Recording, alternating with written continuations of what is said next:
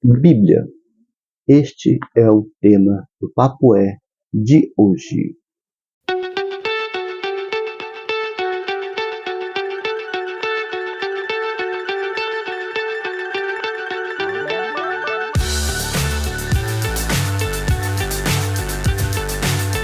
Olá, meus amigos, minhas amigas, sejam bem-vindos ao canal Freudianos e ao programa Papo É. Como na introdução, Bíblia. Nós vamos fechando o bloco, nós começamos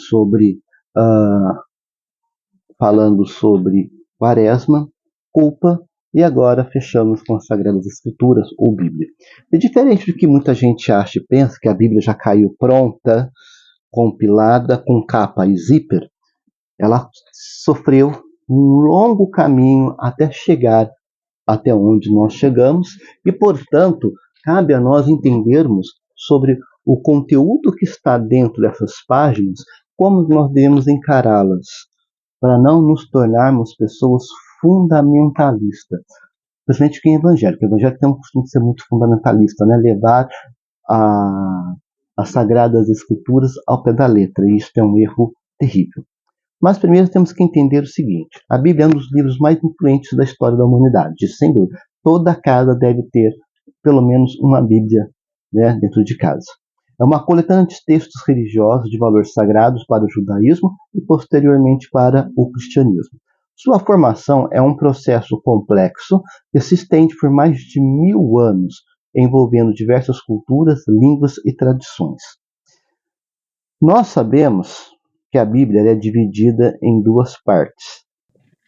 A Bíblia é dividida em Novo Testamento, onde fala sobre Jesus Cristo, e Antigo Testamento, que narra desde o surgimento da Terra até o profeta Isaías, no caso, e começa com o Novo Testamento, né, com o profeta João Batista, que é chamado de precursor.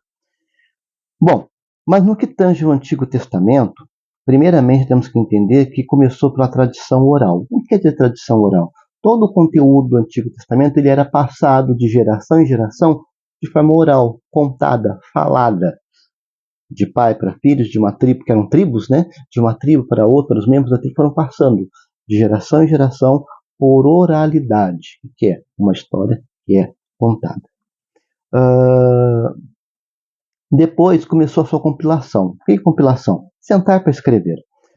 A escrita dos textos começou por volta do século X a.C., com os primeiros livros da Torá, ou também chamado como Pentateuco. Ao longo dos séculos, outros livros foram adicionados, incluindo os livros históricos, proféticos e poéticos. A compilação do Antigo Testamento ocorreu gradualmente com diferentes comunidades judaicas, reconhecendo diferentes conjuntos de livros como canônicos. Línguas originais. A maioria do Antigo Testamento foi escrito em hebraico, com algumas partes em aramaico. A Septuaginta. No século III, uma tradução do Antigo Testamento para o grego, também conhecido como Septuaginta, foi traduzida em Alexandria, no Egito. Quanto às origens do Novo Testamento. O Novo Testamento é composto por escritos dos primeiros seguidores de Jesus Cristo, incluindo os evangelhos, cartas apostólicas e o livro do Apocalipse. Quanto a esta compilação, os primeiros livros do Novo Testamento foram escritos por volta do século I depois de Cristo. A seleção dos livros que compõem o Novo Testamento foi um processo gradual, com diferentes comunidades cristãs reconhecendo diferentes conjuntos de livros como canônicos. O Novo Testamento foi escrito em grego koiné, a língua comum do Mediterrâneo Oriental na época. Depois vieram os concílios. A definição de cânon do Novo Testamento se deu durante os concílios regionais do norte da África, no final do século IV. E a Bíblia como nós conhecemos hoje? O cânon bíblico, né? Ou os livros que se compõem a Bíblia. O cânon bíblico, ou seja, o conjunto de livros que são reconhecidos como sagrados, variam entre diferentes tradições religiosas. A Igreja Católica, a Igreja Ortodoxa e as protestantes têm diferentes cânons do Antigo Testamento. Traduções e manuscritos. Ao longo do século, a Bíblia foi traduzida para inúmeras línguas. Os manuscritos mais antigos da Bíblia são os manuscritos do Mar Morto, descobertos em 1947. Quanto à impressão da Bíblia. A impressão da Bíblia começou com Gutenberg, lá no século XV, que permitiu a produção em massa da Bíblia, tornando acessível ao público mais amplo. A Bíblia é um livro complexo e multifacetado, com uma história rica e diversificada. Sua influência na cultura, na religião e na história da humanidade é inegável. De fato, toda uma sociedade ela é constituída, a nossa sociedade grega, chamada de judaico-cristã, ela foi baseada na Bíblia. Mas por que nós temos que ter muito cuidado sobre como utilizar este livro? Uma das coisas que eu achei muito interessante é que a Bíblia sofreu mais de 400 mil traduções ao longo da sua história, até chegar aos dias de hoje. E aí o que acontece com o problema de tradução? Nós sabemos que para traduzir um livro antigo, como a Bíblia, que foi escrito em aramaico e hebraico arcaico, primeira coisa que torna dificultoso e desafiador. Nós temos que entender a linguagem, o aramaico, o hebraico, arcaico, nós temos que ser fluentes nessa língua. Ter um profundo conhecimento, assim como as pessoas hoje conhecem inglês, eu sou português, mas eu falo inglês com fluência, eu falo francês com fluência. Por quê? A fluência da língua te ajuda a você ter mais proximidade com o que realmente estamos querendo dizer.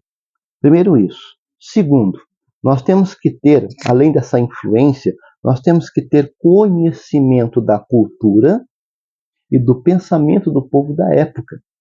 O que o povo estava vivenciando? Qual era o ser e acontecer do mundo deles naquela época, seus costumes, seus pensamentos, suas ideias, quando começaram a escrever os livros que compõem a Bíblia.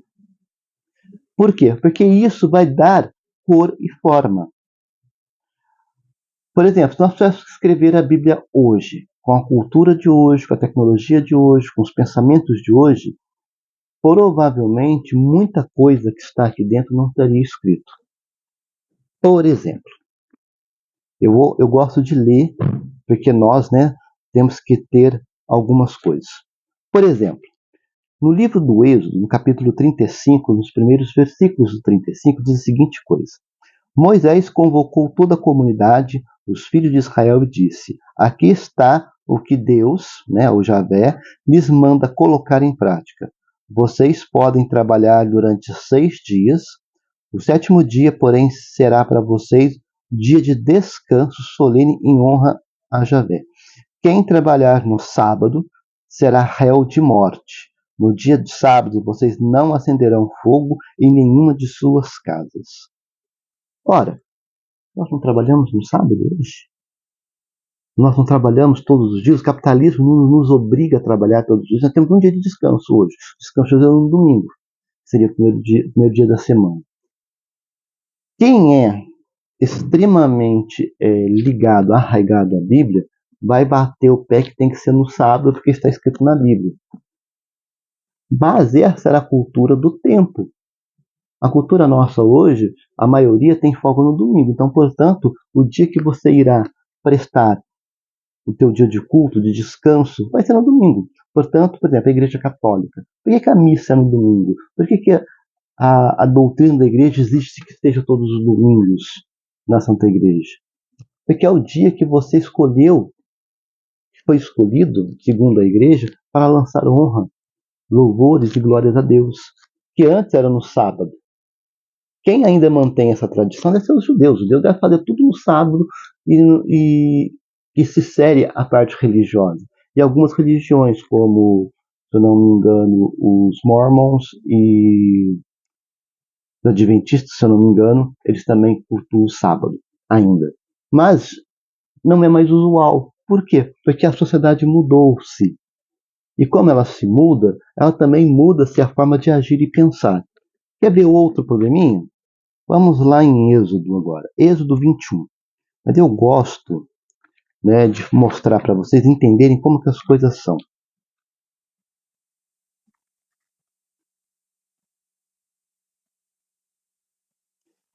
O 35, Êxodo 21, 5.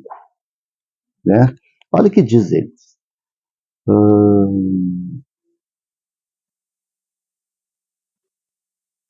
Se o servo considerar: amo meu senhor, minha mulher e meus filhos, não quero ficar livre.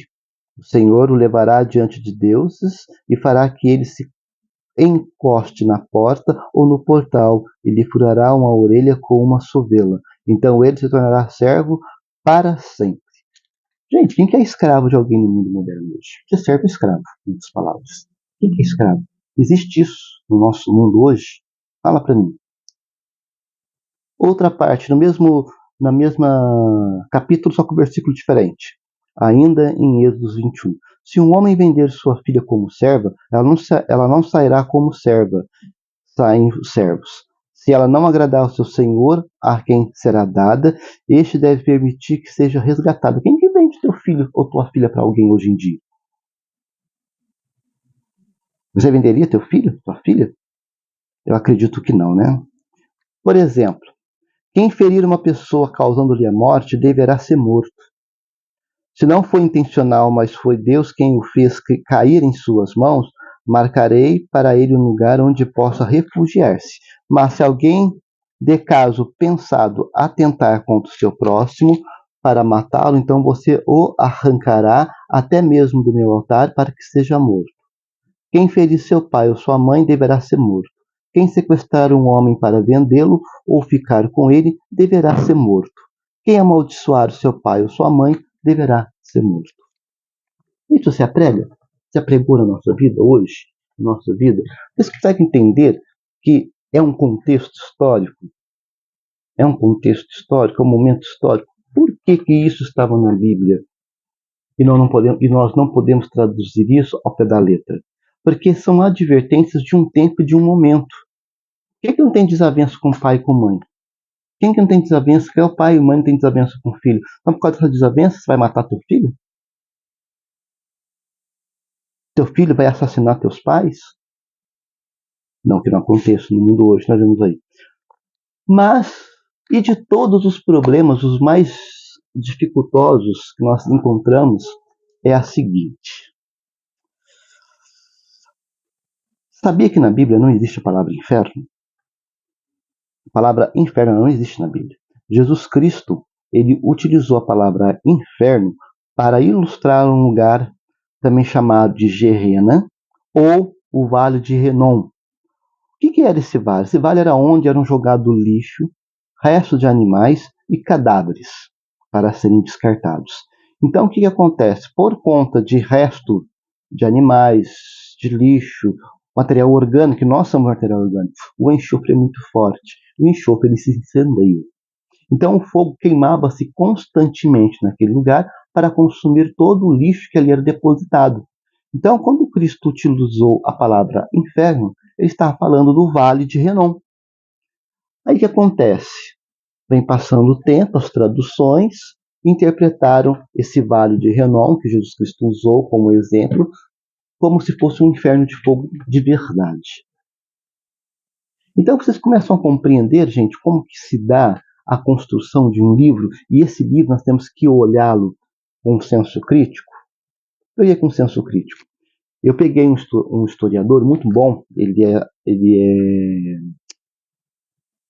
francês ou alemão, agora eu não lembro, acho que é francês. E ele fez um estudo da Bíblia todinha, do primeiro ao final. E ele pegou um dos livros mais antigos compilados da Bíblia para poder ver se tinha alguma coisa de diferente.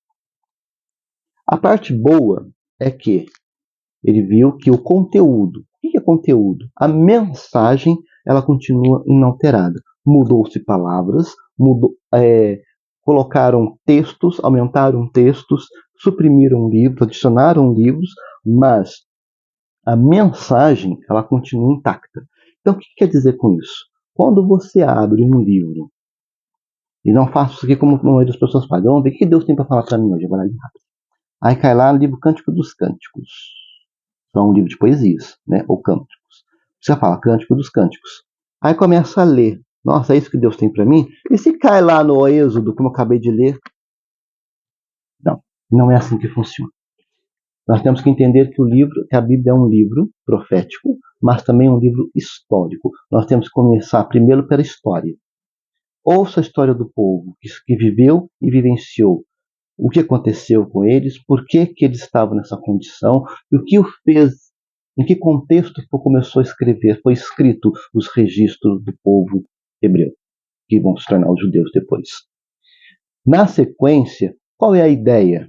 Eu tiro as alegorias, eu tiro todas as ilustrações pesadas e fico com a essência. O que a palavra quer dizer? O que a ideia da palavra quer dizer? Como fala lá, honrarei teu pai e tua mãe, não enjoarei os pais de teus filhos, para que eles não desistam. O que quer dizer com isso? No caso do filho e do pai, são duas coisas, né, nos mandamentos, são dois paralelos, dois espelhos. O filho tem que honrar o teu pai e tua mãe porque é do agrado de Deus. Entretanto, o pai e a mãe têm que saber tratar os teus filhos com justiça, com dignidade, e não com opressão, com autoritarismo, para que não façam com que eles desistam do amor e da reverência para com os pais. Então vocês entendem que existe um contrapeso? Porque o que acontece hoje? Já temos pais que são autoritários. Eu tenho que fazer o que eu quero, quando eu quero, o dia que eu quero, da maneira que eu quero, falar o que eu penso, falar o que eu quero, do jeito que eu quero, da maneira que eu quero, senão o pau come. Você é um autoritário, você não está construindo um ser humano.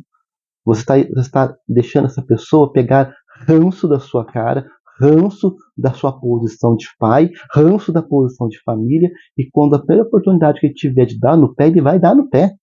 E vai mandar um lasque-se para você, pai, para você, mãe. Por quê? Por causa do excesso de autoritarismo. Às vezes eu me perguntava para as pessoas, né? Nossa, quanta gente abandonada, cadê a família dessas pessoas? Eu fico pensando comigo, por que essas pessoas estão lá? A primeira pergunta que tem que ser feita é essa: por que estão lá?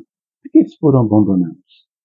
Cabe fazer uma retrospectiva na vida daquelas pessoas para ver que tipo de pessoas eles foram no vigor da vida. Porque agora está definhando, né? Está no final da vida, pode ter o ar de coitado, de coitadismo, tadinho, idosinho, fraquinho, doentinho, mas no seu vigor da vida, o que ele fez? O que ela fez? Ou o que ele deixou de fazer? O que ela deixou de fazer para acabar nesta condição? Pode realmente não ter tido família nenhuma, e aí o único lugar que acabou indo é o asilo, mas se teve família, por que a família não fez o seu papel de família para com aquele idoso, com aquela idosa? Retrospectiva de vida, para saber que aquela pessoa, ao longo do seu vigor, enquanto tinha plena saúde, não fez coisas que fizeram com que a família se afastasse e desse as costas para ele ou para ela. A vida tem consequências. E a Bíblia ela nos ensina uma série de situações que faz muito mais do que você se apegar ao fundamentalismo, se apegar à ideia. Por exemplo, uma das coisas que quando eu dava catequese, que eu já dei catequese de crisma para adolescentes e adultos, sobre a questão da virgindade ou da castidade. Seria ridículo eu falar para a pessoa que você que não se atenta à castidade está em pecado. E que não se atenta, não segue a castidade, não pratica a castidade, não vive a castidade, está em pecado grave, mortal, e se você morrer, você vai para o inferno sem fazer cura. É ridículo. No mundo moderno, isso é ridículo. Agora, o que cabe a mim reinterpretar isso, como eu fazia? Gente, todo mundo tem sonhos, todo mundo tem vontade, todo mundo quer ser alguém na vida. Se você virar pai ou mãe nesse estágio da sua vida que você está em construção do teu futuro, já é teu futuro. Já é teu futuro. Como que você vai ser um advogado, você tem um filho para criar? Vai ter que trabalhar. Vai ter que se lascar num trabalho de qualquer urgência para poder suprir a necessidade daquele ser que nasceu. Porque ele não tem, afinal de contas, a criança não tem culpa de ter nascido. Ela não pediu para nascer. Então, o que acontece? É uma reinterpretação trazida para os dias de hoje. Então, a castidade te evita o quê? Gravidez fora de uma gravidez não planejada, um futuro não destruído, desejos não abandonados, não ter frustração como pessoa, não se frustrar-se como família. Então, é muito mais prático. Eu tenho uma visão que, eu costumo dizer para as pessoas, a Bíblia é muito mais prática do que um livro de espiritualidade. Por quê? Prática é porque ela fala para você, olha, se você fizer isso, vai acontecer isso, isso e isso. Se você não fizer isso, vai acontecer isso, isso e isso. É você escolher o que você quer para sua vida. A Bíblia sempre tem esses dois caminhos. Se você não fizer, vai acontecer isso. Se você fizer, vai acontecer aquilo. Então, fecha a conta e passa a régua.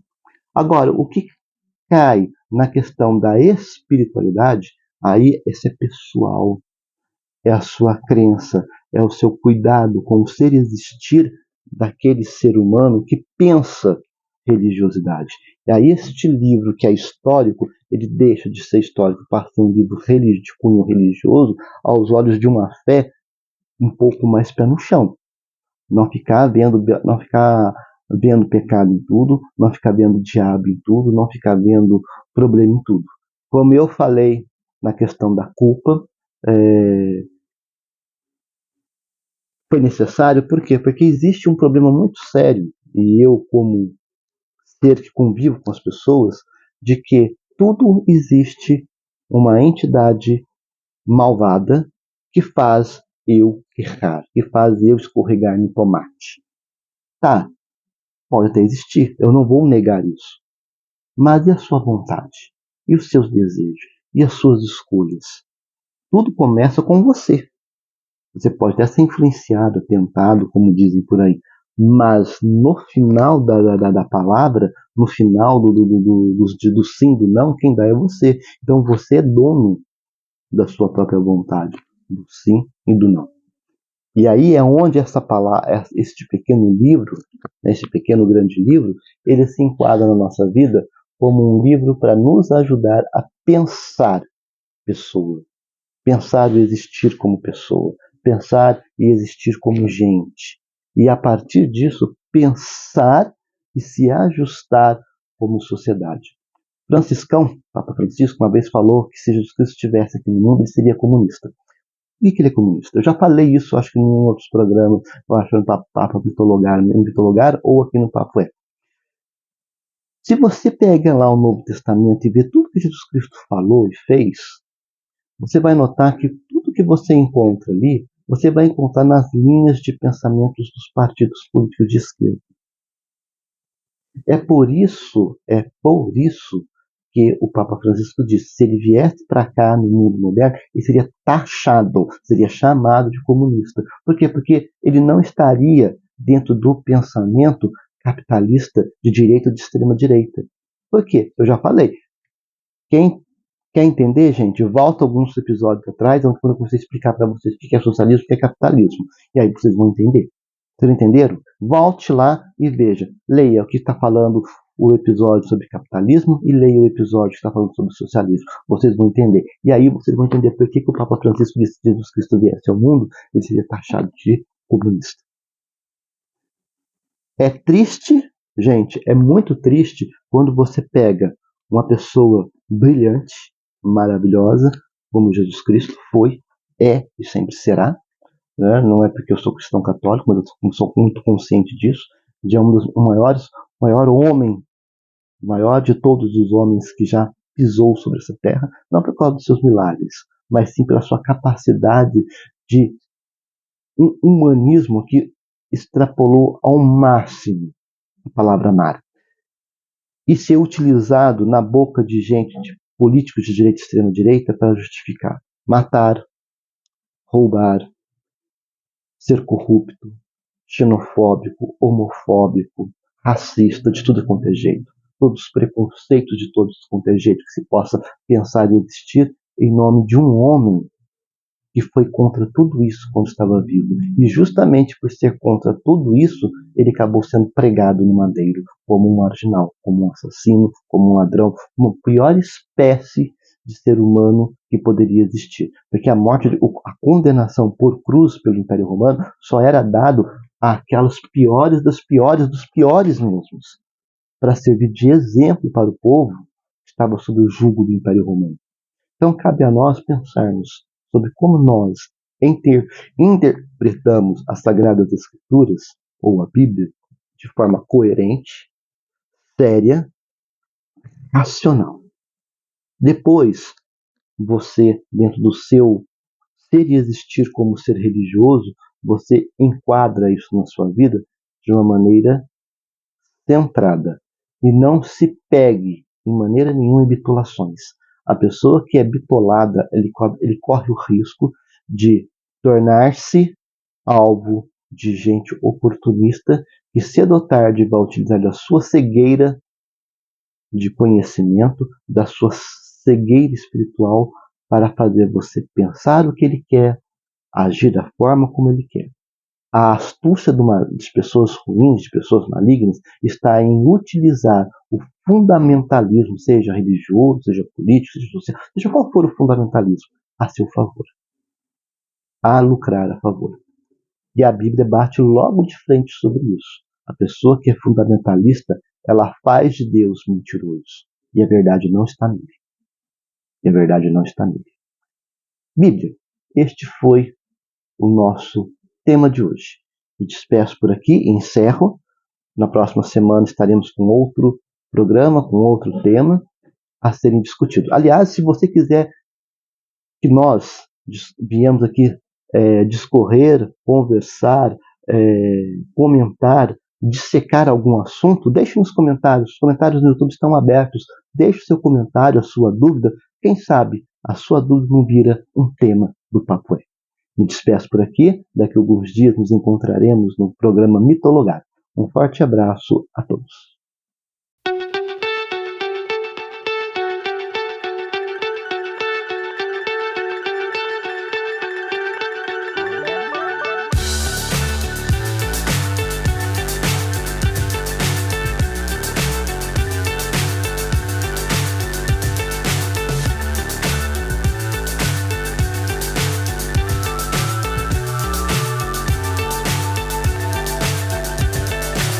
So high I'm hypnotized. What's up is down, what's left is right. Chasing stars and holding you. I can't see the end, but we'll see. Nós somos a Associação SOS Felinos, onde nós dedicamos com muito amor e carinho a cuidar de 55 gatinhos que foram resgatados da rua. E através de sua inestimável ajuda, estamos conseguindo dar a esses bichinhos muito amados um lar, alimento, remédios, veterinário, além de muita atenção, cuidado e imenso amor. Se você ainda não conhece a Associação SOS Felinos, venha nos conhecer pelas redes sociais e assomar conosco neste projeto. A Associação SOS Felinos, juntos para um mundo melhor para todos.